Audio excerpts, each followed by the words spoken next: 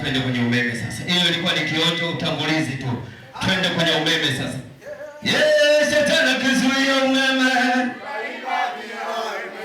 shetani akikata umeme, taifa bila. Hatari sana. Ukae hapo hapo.